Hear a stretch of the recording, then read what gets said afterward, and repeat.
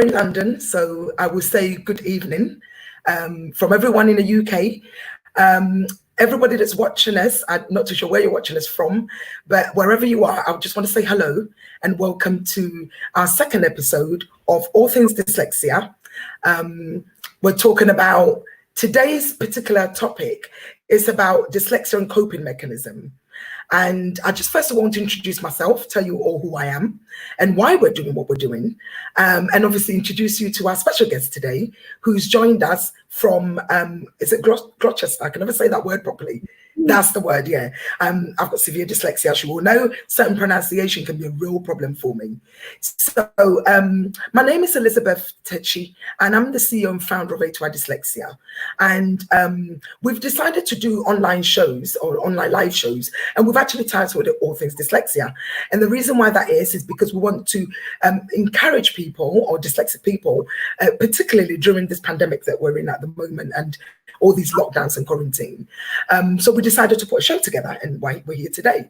So thank you for joining us. And I want to say thank you to our wonderful, amazing, IT person in the background who puts all this together. His name's Alex, and he's so phenomenal in what he does. And without him, none of this would have been possible. So I want to say thank you, Alex, for the great work you're doing. And that leads me on to introducing you to Tahirah Yasin. Tahirah is a psychotherapist, and she's been practicing for some time. And she's going to tell you about her journey with dyslexia. She is dyslexic. She's going to tell you her journey with dyslexia and how she managed to go through education system to be where she is now. So Tahirah, thank you very much for joining us this evening, and hello to you. Yeah, if you just give us a little introduction about who you are and what you do. Like you said, basically I am dyslexic. I'm presently actually doing a master's in psychology and education, and a huge component of that is based on neuroscience. I'm very much interested in how the brain works. Bit of background information. So I was born in Newcastle and moved to London, but presently I live in Gloucester, where I've been a carer until recently when my mother passed away. I work as a psychotherapist. I work both in Gloucester and in central London, and I primarily work with refugees and the homeless, and my speciality is in trauma. Excellent. That's so wonderful. Thank you so much for joining us this evening. And I know this show is going to be phenomenal because your story and your dyslexic journey has been really amazing. When we contacted each other, I think we actually spoke last year sometime. It's been about last year, November, that we spoke. And the whole aim was to get you on that platform in front of hundreds of people, because normally when we have our events, it's just fully booked, and we wanted you to tell your story about your dyslexic journey. And I just think because of lockdowns and quarantine and so forth, we weren't able to do that in social distancing. So I just felt it was such a perfect time to get you live on our show, All Things Dyslexia, we like to call it. So my first question will be, tell me a little bit about growing up, and within your community, how was dyslexia perceived when you were growing up? So when I was growing up, dyslexia, I don't think it was quite well known. So I grew up in the northeast of England, went to school, but no one actually picked it up. I was the only girl of 3 siblings, 3 boys. So it was almost like girls weren't seen as important, and we thought, she wouldn't make anything of herself, wouldn't go on to education. So at school, I always was at a lower pace than everyone else. Struggled with my maths, struggled with my English, and really just didn't know why I was doing it.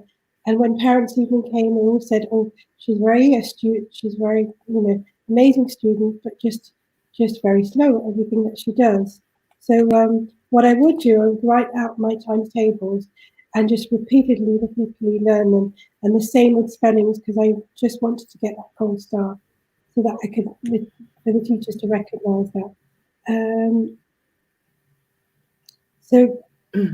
That's how it was. And again, within the Asian culture, I don't know many dyslexics. Not really spoken about either. So. Yeah. So how is dyslexia perceived? Because you're from Pakistan, aren't you? My parents are from Pakistan. Your parents are from Pakistan. How is it actually perceived in your community? Is it something that's spoken about at the dining table? Is it something that people would kind of embrace? Really. No. Something that's pushed under the carpet, like ADHD or autism. People don't really want to admit that this this disability, which they perceive as a disability. But actually, it's a wonderful, as you know yourself. Yeah, and exactly. But I can imagine the impact it must have had on you, not being able to talk about it. And maybe, I mean, did you get diagnosed at a very young age? I wasn't diagnosed until about 6 years ago. Oh, wow. So I went through the whole system without knowing. So I did managed to do my GCSEs. I failed the first time. I repeated them so that I would get the grades. And then I persisted with the tutors to let me do A-levels because they were trying to push me onto the BTEC courses. I did my A-levels. I did fail. And this is one of the things about dyslexia, that we fail again and again and again, but we just lift ourselves up. Absolutely. Yeah. And you know what? You sent me an article, which I know that after the show, I'll get Alex to publish that tomorrow when we share everything on social media. I thought it was such a phenomenal read. It was a fantastic piece written because it is what it is. I mean, you're Muslim and you're from the Muslim community, and you went into counselling, and you said that's something that's quite unusual. Just tell me a little bit about that. Yeah, that's sort of the work. That I wanted to do something and help people. I think as dyslexics, we are generally more empathic and very intuitive. Skills that are innate within us. So I just really wanted to, that's the field that I've always wanted to do. But as life took it, it just took a few more years. So it was actually counselling was my second degree, and then I went on to do the top degree and then into the master's. So it was very challenging, but I got there. But you're such an inspirational person, because when I spoke to you a couple of days ago, you really inspired me to keep going. And the reason why I say that is because, you hear another dyslexic journey and you think, actually, I think I can. Because even though dyslexia manifests in different ways, at the end of the day, the common traits are the same. Do you see what I mean? We were kind of struggling in the same way. And dyslexia is just getting the spellings wrong, not being able to read or write, but it's much more than that. And for someone like me to actually teach myself to read and to write and to pass my GCSEs, I was able to get in my English qualification, a B, and that's pure determination. Of course, and if someone's watching right now, I mean, the message I want to say to them is, look, it can be done, it can be done, and you can achieve it. I know that all dyslexics are not on, there's a spectrum of it. I don't have GCSEs. I couldn't see it through. The more I tried to do it, the more I failed, and the more I failed, and the more I failed. So I don't have GCSE as I talk to you right now. But as I become later on in my life, an older age, if I can put it that way, I went back to uni and I went back on industry experience. And because of that, as a mature student, I was able to go to uni. And honestly, your story is so phenomenal, really phenomenal. I mean, it just leads me on to tell me a little bit about your studying at university. How was that for you? What kind of support did you get? Initially, when I started my counselling journey, I went in thinking I need to find out a bit about myself, and it was only the counselling journey that I realised that I was dyslexic. And then from there, I started finding out about how dyslexia affects me, and so on. Wonderful. It was challenging. There was times that I was told that I wasn't going to pass the course. I might as well just quit as I was ahead. Even told, because you're Muslim, counselling is a white middle class profession, it's not going to get you anywhere. Things, a lot of things like that were being said.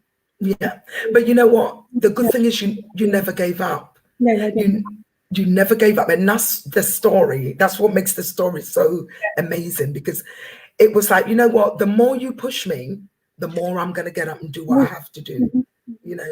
And it's just it's so amazing having you here today. Honestly, I just want to share with the viewers, please drop us a comment if anything that you want to ask a question about particularly community and dyslexia, or if you want to speak to us about anything, drop us a little bit of a comment so that we know you're there and we can give you a little wave or answer your questions for you. Tara, it's just so amazing. And when I hear your story, it's like, listen, Lizzie, you can do this. and keep going. Because I'm going back to do my master's. I'm like, oh my gosh. Every day I try to put it off. And it's like, you know what, you have to go and do it because, and then after speaking, she was like, you know what, this confirms that I have to go back and do my master's. So I've just got another question here, which is, why did you decide to become a psychotherapist? Why that particular job? I think I felt there was a need in the community, and also there were so many people. I've always sort of been that person that people come to share their problems, and I thought, you know, maybe I want to do this as a profession, and also the inner work that you do for yourself. So we have to go on to do lots of counselling for ourselves, very critical of ourselves, understand yourself a little bit better. And really, you know, that was the drive as well. And it was 10 years ago that I started the journey, and it was just after my father passed away. And again, it was something that I wanted him to be proud of, that, you know, his daughter had achieved something. So that's so awesome, so amazing. So today's show is on, I just thought we'd get a little bit of a background about you, and then we'll go into the show and actually talk about the title of the show. So today's show is based on dyslexia and coping mechanism. Now, I think we could all do with some kind of coping mechanism, to be honest with you. So tell me some of the things that you would regard as a coping mechanism, particularly with us all working from home now. And if someone's got dyslexia, what sort of tips would you give us? What sort of coping mechanism? Recognizing that dyslexia is, we're sort of hardwired differently from most people. So sometimes you will forget things, you will forget appointments, and people often think, oh my God, she's so clumsy, or didn't she know she had an appointment? So it's really important. One of the tips that I'd give is always have a notebook and always put down everything that you need to do. Set daily goals for yourself. Always prepare in advance to avoid the panic of what's going to happen the next day. So for instance, if you've got kids, remembering to get the things ready for them the day before. I mean, it's simple things, logical things, but someone with dyslexia, we often forget the really simple things. And then it takes away that feeling of feeling inadequate, because often it's dyslexia and low self-esteem sort of go together as well. Know yourself, trying to know yourself, know your own traits, know what your weaknesses are. Another thing is knowing, you know, sometimes I get confused with left and right, and it's a dyslexic trait. It's not something that, you know, it's common, but people always say, how can you forget left and right? A very easy thing to do. Know when you're more productive. You know, are you better in the morning or the evening? Things like that. Really get to know yourself. Recognize your downtime, because there will be times that you just don't feel motivated. But when you're motivated, honestly, you will just want to thrive. That's a part of being dyslexic. Your brain's on a high, the dopamine levels are going up, serotonin is just, you know, boosting everywhere. And take a break from social media. I think that's really the other thing, because you think you're almost doing 5 things at once. You're just pacing yourself. And getting away from home, taking short drives here and there, that also helps as well. Right. Yeah. Are these some of the coping mechanisms that you use? Yeah, and I guess it's really some of the best ways to really go forward, isn't it? Because I know as a dyslexic, it can become very, very overwhelming in everything I do. And I've also, I don't know whether it's just me with my dyslexia, I tend to start things and not finish them. Absolutely. Is that? Yeah. And that's why you need to keep the daily goals. You need to write down, what have I started? And when giving yourself a goal, when am I going to finish it? Because that's the motivation in itself. And then you might start something, and you might start another thing with it. Multitasking, we're very good at multitasking. We could be looking through different things at the same time. But really, you know, realistically, do we want to be cooking 3 things at the same time? Pace yourself. And just I mean, would you say that, for example, like I said, sometimes I start one thing, I don't finish it, then I go to another, and then I keep beating myself because it's like I have to finish this deadline. But I think it's okay if I don't finish, really, isn't it? Absolutely. But again, just emphasizing giving yourself that goal so that you don't fall into the trap of thinking, oh my God, I must just be so useless, I can't even finish one task. Do you recognize that in yourself? Oh, definitely. I do, yeah, all the time. In fact, I go through it every day, but I'm learning to have coping mechanism, by the way, because otherwise I think I'll break. because Yeah. I want to do everything. Absolutely. And I'm not going to be able to do everything. And I break Ferrari almost. And I think, yeah, I think sometimes as well, because I'm trying to do everything, I make so many mistakes. Well, yeah, and it's okay to make mistakes. Let's not beat ourselves up. Failure, it's almost a part and parcel of dyslexia, but then you get to know where you're failing. And then the more you fail, the more you pick yourself up. And you're thinking, well, okay, I can definitely do this. Absolutely. Oh, thank you so much for that. So, if anyone that's watching this program right now, I know you've given us a few tips about the coping mechanism, but where can we get these kind of information about coping mechanism? Is there a certain website we can go to? Are there certain books that we can buy to kind of see us through the coping mechanism with dyslexia? So online, there's she has an organization. There's an organization called My Dyslexia, which we can turn to as well. If you want more intellectual works, there's a book by Understanding, I think, Dyslexia by Sally Shaywitz. There's lots of TED Talks, amazing TED Talks that you can just, click on YouTube and watch them. All you have to write is dyslexia and it'll sort of come up. A favorite author of mine is Gabor Mate. He talks about the neuroscience and how it's a neurobiological thing rather than a genetic disorder.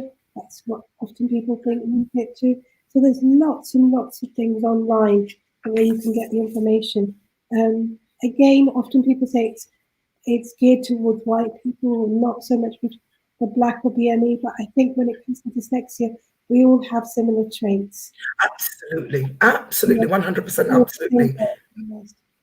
Yeah, and I think, what I tend to say to a lot of our clients that come to see us is that knowing that you've got dyslexia and owning it and actually doing something about it. Because there are cases where people will just say, well, actually, now that I know, but do you know what? I don't really believe I am. And then they'll still go along struggling along the way. And, it's an amazing gift, and they really shouldn't never underestimate the capabilities and the skills that you have as a dyslexic. I mean, for me to even get through a degree, that was an amazing thing in itself. I was told I would not get past a third, but I got a 2-1 in my counselling degree, and that was, I never thought that would be possible, and yet my very first degree I got a third. So it's a massive jump from a third to a 2-1. That's so inspirational, honestly. It's just, if anybody's watching right now and they're thinking, actually, I want to go back to education, but because of dyslexia or specific learning difficulty, I don't think I'm going to go and do it. Your story would really encourage somebody to, I was just saying earlier to Alex and yourself, I wish there was a program like this when I was younger, or when I decided that I wanted to go back to education. I wish I could go online and watch something like this and get that inspiration, because there is so much help out there, isn't it? When it comes to when we go to university, there's so much assisted technology and all the other bits we can get to support us. But not many people know about these things. And when you get to university, you do get the DSA will help you, disability allowance. So some of us might get a laptop, and then they load the laptop with all the different things that you'll need during your studies. So in that in itself is an amazing tool. We've got something called Dragon. So if you're not very good at writing out your lessons, you speak it through a thing called Dragon, and it writes the whole essay for you. And what else could be, more useful than that? In fact, if I have to be honest, I think we are at an advantage when we go back to full-time education, because apart from all the assisted technology we get, we also get the one-to-one supervision support as well. And I know when I was at uni, to be honest, when I just couldn't cope, my one-to-one support, she said, look, I'll break it all down. It didn't matter how long it took her, and she would take her time and break it all down for me. And that's how I managed to pass, and it's just amazing, really, really amazing to know that the help is there. Sometimes we think we're too embarrassed to ask for the help. Why would I want to put myself out there and say, I am dyslexic? But it's so important just to put yourself out there and, say I am a dyslexic, I need the help, and the help will be available it's no longer something to be embarrassed about. Exactly. So what can you recommend something like 5 top tips to use in terms of coping mechanism? What are the 5 top tips? Every person has their strengths and weaknesses. For me, I was like personally driven by the school failure and the humiliation that went with it. So basically, if you do fail, just pick yourself up. It's a survival thing that you'll have to do. My best one would be setting the daily goals, getting through with them, and even having weekly goals and just checking your diary. And often we have a diary that we forget. So put your appointments in the phone, your diary, and even a notepad, because we tend to forget to look at one, but we always look at the other one. So, Yeah. So I use lots of colours as a coping mechanism for me. When I say lots of colours, I've got different coloured pens to write different things. I've got post-it notes, sticky notes everywhere in my house. I've got every colour in a post-it note. So, and I also put things on the phone color-coded, because if I don't color-code anything, I will completely forget. And I think the most I think the most embarrassing thing really is if you've got an appointment, something, say like you're running a business or you've got a company and you've got an appointment and you forget. Yes. And I've done that a couple of times and it can be very, very embarrassing, and I just think it works differently for everybody. But I know that having the Android phone and also the smartphone has been a great asset for me in terms of the dyslexic font. If you find it difficult to read certain books, there's a font that you can use and download it onto your computer. So it helps you because it's bottom heavy and you're able to read, the text in a better way. So that's a great thing to have as well. Amazing, so amazing. I'm really interested in I'm going to go back to maybe growing up again, if that's okay with you, because it really fascinates me just to find out a little bit more about your a little bit more about your journey in the education system in the UK. And what I guess right now children are not every child, but some children, dyslexia will get picked up and they'll get the support they need. But in terms of for you, how was that like? It's just one little bit that really fascinates me to know what you went through. It was a real struggle because it never really got picked up. Very, very challenging. I always thought there was something wrong, that I had flaws, and why were other people brighter than I was? So that in itself gave me, like I said, the humiliation of not passing exams made me want to even try harder and resit exams and just say, please give me another chance. I want to, do it again.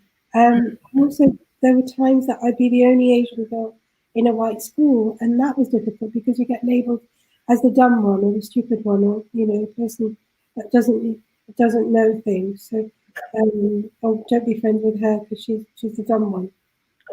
But I mean, I think look at you. I hope your teacher's watching, because did teachers ever think, maybe you learned differently, and did it treat you any different? Never got picked up.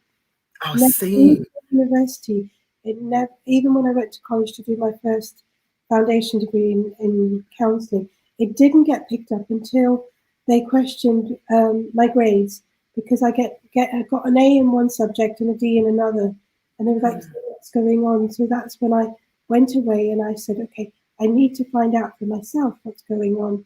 And it was only then when I took the test and I had the assessment that I realised that I had dyslexia. How did you feel when you were told that you've got dyslexia? What was your first reaction? Oh, it was because of stress, because of the stress of, and stress is another factor which will affect a lot of dyslexics, because the self-esteem goes down, the stress level is up there, and you think, my God, what am I going to do? So obviously I couldn't do as well as I should have done. But then when I was encouraged and when I was told to do better, I got an A in a different essay. Because I know for me, for example, when my dyslexia was picked up, and I know I share this story everywhere I go, I was in denial still, believe it or not. I was like, no, that can't be me, and yeah, I mean, I didn't get it. And then it was after a couple of months, it's when actually I didn't realize having this condition, there was so much help out there. Yeah. So the help I got just made me like, why isn't everybody else tapping into this? You know, why are people struggling? And I remember one of the girls I used to hang around with at university, I remember her saying to me, oh, it's such a shame because you get the help that, you know, none of us get. Yeah. And I thought, well, it's what makes me so wonderful, you know. And this is why when we do shows like this, we really want to tell people that've got dyslexia or specific learning difficulties or any other conditions that they might have, please seek the help. Go for the help, you know. I agree, definitely. Because it's your key to success. And if you don't go for that particular help, you're going to be stuck. Even in a workplace, tell your boss about the condition you've got. If that job is meant to be for you, it will be. And if it isn't, then it's a different story completely. But to struggle in silence, I mean, Tara, you know what it's like. I mean, you're a counsellor. So you must know what it's like when people come to you with dyslexia and other issues as well. How must that feel? Yeah. You know, knowing that it's very debilitating. The reason that some of the reasons why they have low self-esteem, they have no confidence, anxiety levels are very high. So it's finding mechanisms for them to realize and allowing them to actually say their narrative and say, this is where I struggled. And then for me to say, actually, let's do a dyslexic test. Let's find out where you know, what it is. Is it dyslexia? Is it the ADHD? Or is it just purely depression? So lots of different reasons there. And I think, honestly, for you, you're just the right person for the community, your community, to really champion, you know, the voice of dyslexia, because really something needs to be done in terms of, there's help. Please go for it. You know?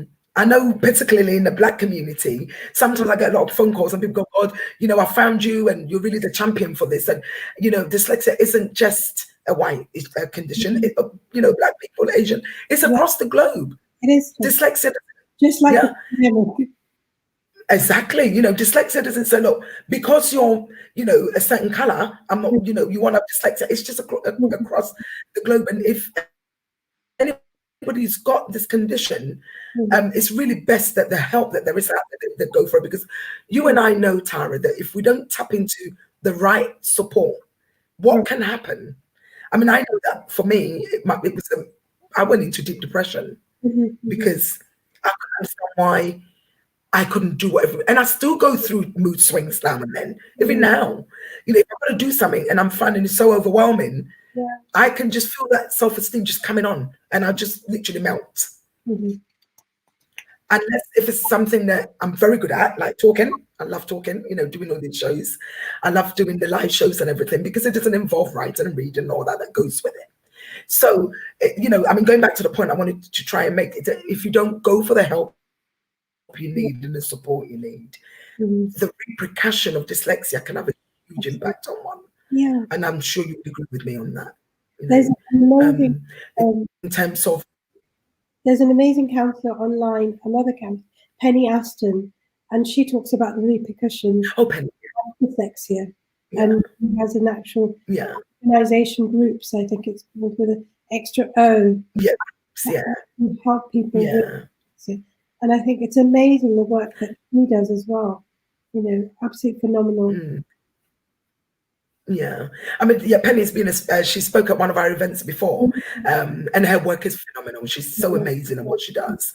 And again, you know, you've got an organization like Groups where you can go to and get the support you need. And you find that a lot of adults, particularly my sort of age group and, you know, the older generation that were lost in the system would perhaps, you know, go for that kind of support at Groups. And children as well. I'm not too sure she does children, but hey, support is support, and, you know, someone to talk to. Absolutely. You know, someone to talk to and someone to give us a coping mechanism, like what you've kind of spoken about, and where we can go for this. And just believing in yourself. I think it sounds so cliche to believe in yourself, but the fact that you recognize these traits and you might have something that somebody else doesn't have, you know, and that's the thing about dyslexia. So, and I honestly agree with you on believing in yourself, because I have to look in the mirror and say, look, I'm so perfect and so brilliant at what I do. And that's what gives me the buzz to carry on. Yeah. You know, people will normally say, oh, Lizzie, you're so good at this. And I go, thank you for that. I have to own that. Because what I don't want to say is, no, I'm not, because I am. And that's not even blowing my own trumpet. It's a strength that we've all got our strengths, you know, and your strength is the work you do with the psychotherapy and you do it to the best of your ability. And I'm sure you love your job. You love what you do.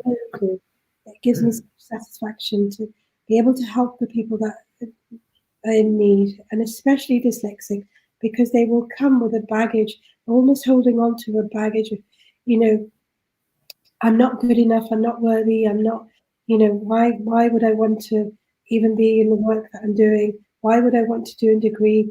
So, but it's really reminding yourself and others that I am worthy and I am enough. So never really give up on your dream. I mean, we look at Richard Branson. He built his whole empire and he's just like highly dyslexic. Yeah. Yeah. And again, we look at people like Whoopi Goldberg and Will Smith and, you know, all these other BME dyslexics. They've done really well for themselves, you know. And then spoken about either, are they? Exactly. And I'm sure they went with their strengths. It's what they were good at, you know. So, I mean, I was quite surprised to hear that Will Smith's got dyslexia. I thought, great, you know. It's I know why he's so brilliant at what he does. So creative, you know. And this is it. So why should you not tap into what you're brilliant at? Absolutely. You know, rather than you know going into something that you're not, and then your confidence is just gonna perhaps go low. And I've done that in the past. I've gone for jobs that weren't quite suited for what I can do. You know, and I've ended up making a huge mess of it, if I must say. As a result, I had to leave. And it's worrying because you go into a job and you're full of anxiety, but you want to be able to do a job that you are confident in doing, and don't want people pointing fingers or telling you, you know, you're useless or you're this or you're that. So really important to find your niche as well. Yeah, because we've actually heard enough of all that, haven't we? Why can't you do it? And you know, I mean, I've had, oh, you did it yesterday. Why can't you do it today? I'm like, because I can't. Exactly. And that will help you do coping mechanisms, because then you recognize yourself, especially as a counselor, the work that we do, the inner work is trying to take out, you know, the strengths that we have rather than concentrate on the weaknesses, and rather than saying, I can't do this and I can't do that. But how about the things that you can do? Like you said, you know, this is what you've done. Oh, that's so amazing, fantastic. I just couldn't wait to have you on the show. And I know, like I said, we were talking last year, and then we thought we're going to get it all ready by February, and then March this happens. And you know, the back of my mind, I'm like, do you just put it on hold or do you just carry on? And I actually think this is a great dyslexic strength because we're doing it. You know, we didn't shove it to one side. We've got all the tools and all the right people in place who can make it possible, like Alex in the background, working it all out for us. And it's possible to now have this live show so other people can tap into that services. So I just wanted to say to anyone watching right now, if you've got any questions or anything that's you're worried about in terms of dyslexia and specific learning difficulties. When I say that, I'm talking about dyscalculia, because some people might have dyscalculia, not dyslexia, or they might have the whole lot. Dyslexia, dyscalculia, dyspraxia, dysgraphia, and all the other conditions that go along with it. Do drop us a comment. Do, you know, tell us how you're feeling. Don't do this by yourself, because there is thousands of help out there. And, you know, we hope that you can tap into Tahirah's services. And if you've got any dyslexia questions or dyslexia issues as such, you know, we will be able to support you. And I just think it's great to have, you know, someone who's a psychotherapist and who's also dyslexic. So she gets it. She knows the struggles you're going through, you know, and who better to support you than Tahirah. So Tahirah, you're based in London as well as where you are, which I can't pronounce.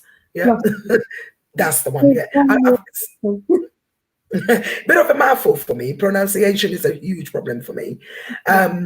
So how do people tap into your services, for example? The website, and they can go onto the website, just fill in the contact form and, you know, make an appointment. They can call me, they can text me.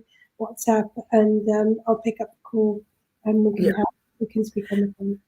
Yeah, I almost forgot actually. You shared something really phenomenal the other day, where you were helping the giving counselling free for the NHS. For the NHS and key workers, for anybody who wants to have that, is also available. So tell me a little bit about that. What sort of, because I know I was so passionate when you told me about, giving your free time to anyone that works in the NHS, dyslexia or not, isn't it, for this one? I think because they're so, they might be burnt out, they might be just so tired, and they just want somebody to chat to, just to offload, and I will be there at the end of the phone just to have, they can talk about whatever. It doesn't have to be a hard day at work, anything that they want, and just, just the fact that I know that I've done something for someone in this pandemic, that really does. That is just so, honestly, so amazing. I know we were talking and you said, look, this is what I'm doing for the NHS. Yeah. And that's something that you're hoping to kind of carry on doing as time going on, because of the amazing work they're doing, and you're giving your free time to support for a good cause, which is fantastic, so amazing. Tara, you are so awesome.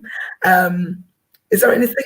Just to say, within the BME, I was just wondering, is there anything else you want to add? Yeah. Just within the BME, a lot of people don't access counselling, and there's a huge stigma behind. But definitely, just pick up the phone and talk to someone when you've got issues and you've got problems that you want to talk about. Yeah, and you're so right there. We don't tap into the counselling services because I don't know why. I can't generalise, but I know that most of us don't. And we think we can fight it. We think we can do it by ourselves. And I think some of the issues that come with that, it's you and I know what that can be. So having a psychotherapist that you can, resonate with, it's just, you couldn't ask for more. You really couldn't ask for more. It's just amazing speaking to you. I don't want this to end, by the way. So we'll just carry on, talking a little bit more about the coping mechanism. If you've got a few more stuff for us, you could share with us. Whatever obstacles that you're going through, whatever challenges, everything is, change is possible wherever. It's creating that positive mindset. And I think innately within the dyslexics, when they're given a chance to thrive, when they're given a chance to prove themselves, they will do, amazingly well. And that's what I'd like to say. Yeah. Oh, thank you so much. We did normally say that this program will go on for 45 minutes. So I'm still here, just wondering if anybody's got questions for us. But I think I've also got a time in it says I've got 4 minutes left, so I don't know how that's going to work. But I just wanted to say, Tara, thank you very, very much for joining us today. We would love to have you back at some point, to talk, because I know you've got so many different hats on, haven't you? And we would love to maybe speak to you at another time. I know you're doing your master's in neuroscience, isn't it? Yeah, which is just so amazing, so great.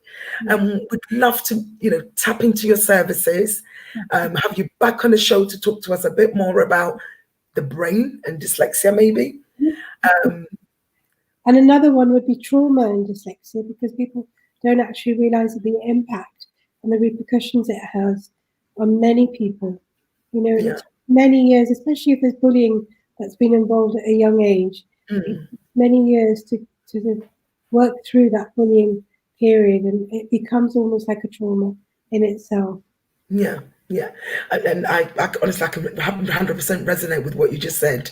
There are things that there are underlying issues there sometimes, and you think you can cope. Well, I thought I could cope until I came to a brick wall. But obviously we'll share your website, we'll share your your email address, and I really hope that anyone watching will be able to tap into the counselling services that you have. Tara, you've been phenomenal. You've been amazing on this show, and I just want to say thank you so much for the good work that you do, and continue to do what you do. And you're such an inspirational person to so many dyslexics, and I want to say thank you, and carry on doing what you're doing, because you're awesome. So I think, viewers, that brings us to the end of our show. Do visit our website, www.a2idyslexia.org.uk. You can always follow us on Twitter. You can follow us on YouTube. YouTube and all the other social media. I've even forgotten myself now where we are. So do tap into our services, and of course tap into Yasmin's as well. Not Yasmin, Tahirah as well. And you can follow Tahirah on LinkedIn and myself on LinkedIn if that helps as well. Thank you for watching us. Next week we'll be covering we've got, the topic is dyslexia and the workplace, and we've got the lovely Priscilla Joseph, who will share her strengths in the workplace with us. So next week, please do watch us, same time, same place. Thank you for watching. Bye-bye.